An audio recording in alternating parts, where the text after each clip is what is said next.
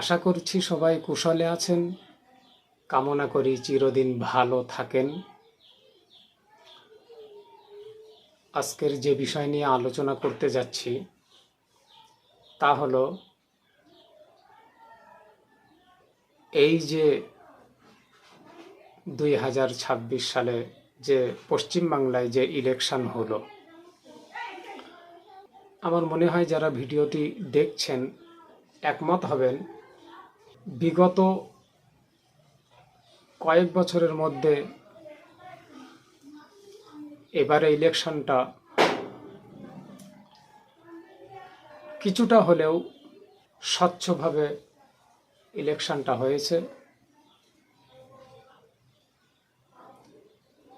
কারণ এবারে ভোটাররা কম বেশি নিজেরা ভোট দিতে পেরেছেন, এবং সাথে সাথে যদি দেখা যায় পিছনে ইলেকশনগুলোতে যেমন গোলাগুলি, হতাহত,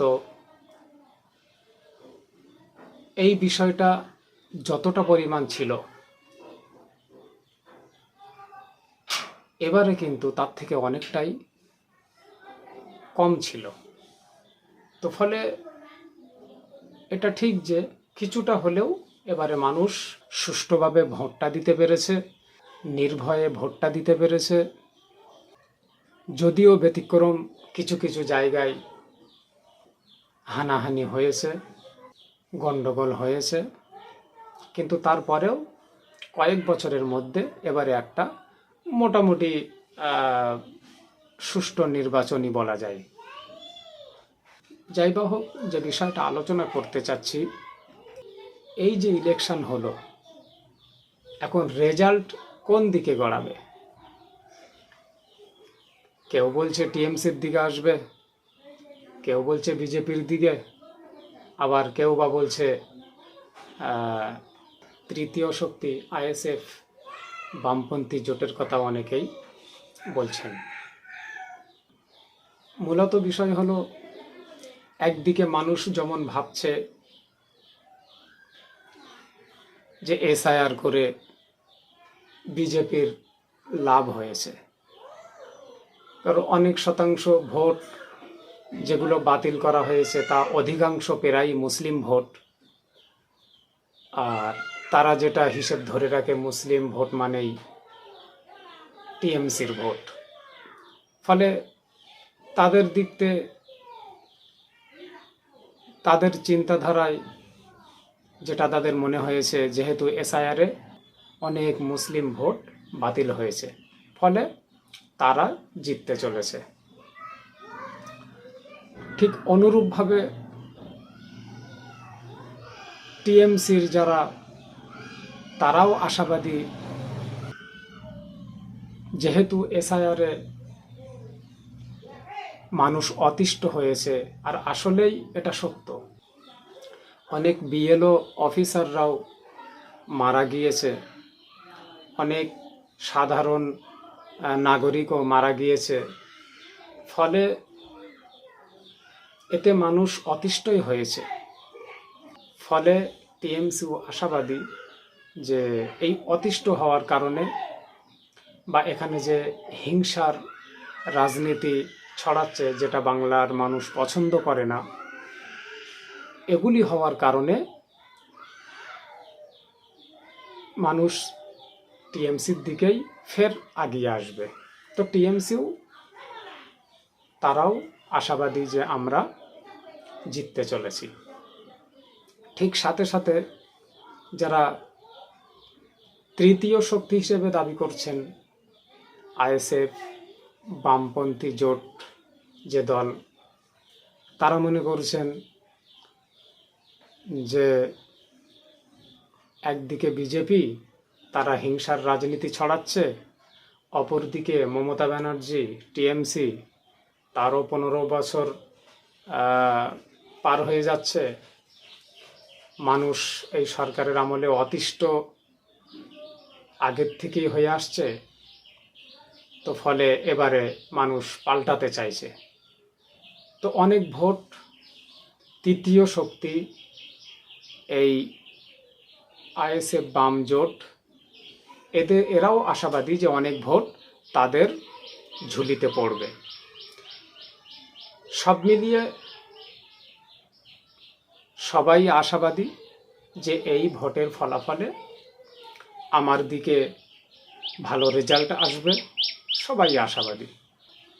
মূলত বিষয় হলো কে ক্ষমতায় আসবে, কে জিতবে, এটা আমাদের নলেজের বাইরে। তবে আশা করব নতুনভাবে যে সরকারই আসুক না কেন, সে টিএমসি হোক, বিজেপি হোক বা তৃতীয় শক্তি যা এখন ধারণার বাইরে, যে শক্তি আসুক না কেন, আমি একজন পশ্চিমবাংলার নাগরিক হিসাবে, ভারতবর্ষের নাগরিক হিসেবে চাইব যে যিনি মসনদে বসুন না কেন, তিনি যেন গোটা বাংলাকে সুনজরে দেখেন, পক্ষপাতিত্ব না করেন, সকলকে একই নজরে দেখেন, কেউ উঁচু কেউ নিচু নয়, সবাই আমরা মানুষ।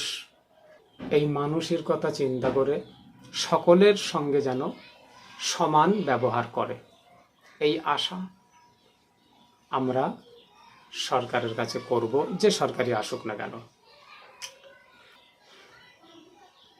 তবে আশা করব চতুর্থবারের জন্য আবার টিএমসি সরকার গড়তে চলেছে। আর যদি তা না হয় তাহলে কিন্তু টিএমসির অনেক ক্ষতি হয়ে যাবে। কেননা যখনই টিএমসি সরে যাবে তখন কিন্তু এই তৃতীয় ফ্রন্ট, সেটা আইএসএফ বলুন, বামপন্থী বলুন, কংগ্রেস বলুন, এদের কিন্তু আস্তে আস্তে আগামীতে ভোট অনেক বেড়ে যাবে। কারণ যখনই টিএমসি হারবে তখনই কিন্তু টিএমসির ভোটগুলো আস্তে আস্তে কিন্তু সরে আসবে। টিএমসির শুধু ভোট কেন, টিএমসির অনেক নেতারাও কিন্তু টিএমসি থেকে সরে আসবে। আর তখনই কিন্তু সবচেয়ে ফলদায়ক হবে, লাভদায়ক হবে আইএসএফের। কারণ বহু সংখ্যক ভোট, সেটা মুসলিম বলুন, হিন্দু বলুন, খ্রিস্টান বলুন, সাঁওতাল বলুন, দলিত, আদিবাসী, এরা কিন্তু আজকের বর্তমানে নওশাদ সিদ্দিকীকে অনেক পছন্দ করে। নওশাদ সিদ্দিকী যেভাবে মানুষের সামনে তুলে ধরেন, যেভাবে মানুষের পাশে দাঁড়ান, যেভাবে মানুষের সঙ্গে কথা বলেন, যেভাবে ভাঙড়ে কাজ তিনি দেখিয়েছেন, তো এদিক লক্ষ্য করে বলা যায় বর্তমানে পশ্চিমবাংলায় নওশাদ সিদ্দিকীর ধারে কাছে কোনো নেতা নেই। নওশাদ সিদ্দিকী সাহেব সম্পূর্ণ একজন লড়াকু নেতা এবং স্বচ্ছ নেতা, যার কাছে মানুষ আশা রাখতে পারে যে এই ব্যক্তিটা, এই যে একটা ইয়ং লিডার, এ কখনো ধোঁকা দেবে না।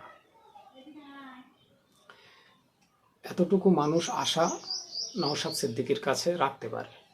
আমি নওশাদ সিদ্দিকীকে ভোট দিই আর না দিই, তবে আমিও মানি যে নওশাদ সিদ্দিকী পশ্চিমবাংলার বুকে একমাত্র নেতা যে কারোর কাছে বিক্রি হয় না এবং মানুষের সামনে নিজেকে জাহির করে,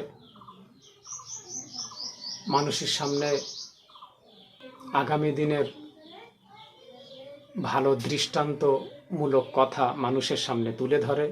এতে করে মানুষ ব্যাপক আকৃষ্ট অলরেডি হয়ে গেছে নওশাদের প্রতি।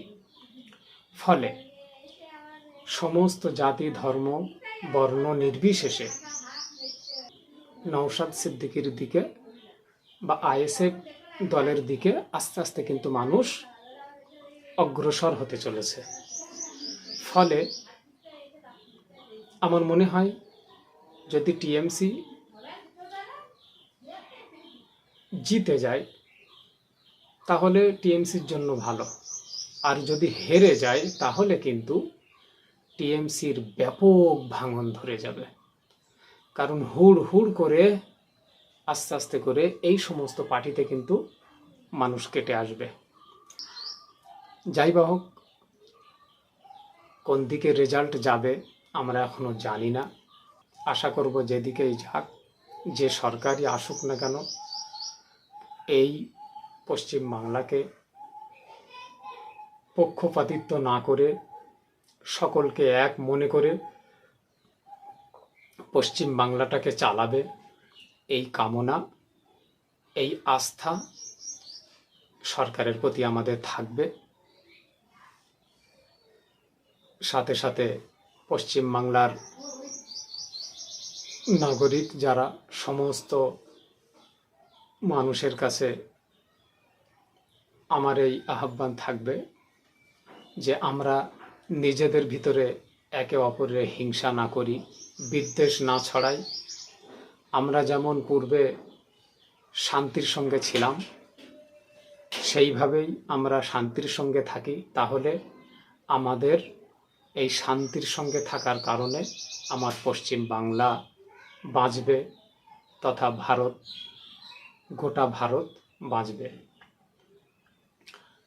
আর আমরা সকলেই চাই আমাদের ভারত এগিয়ে চলুক, আমাদের হিংসার কারণে না পিছিয়ে আসুক, এই কামনা আমাদের দিলে আছে, থাকবে। তো শ্রোতা বন্ধু যারাই এই ভিডিও দেখছেন, আমি যে গুটি কত কথা বললাম, আমার সঙ্গে যারা একমত আছেন বা না আছেন কমেন্টে জানাবেন। আপনাদের সকলের জন্য ধন্যবাদ রইল।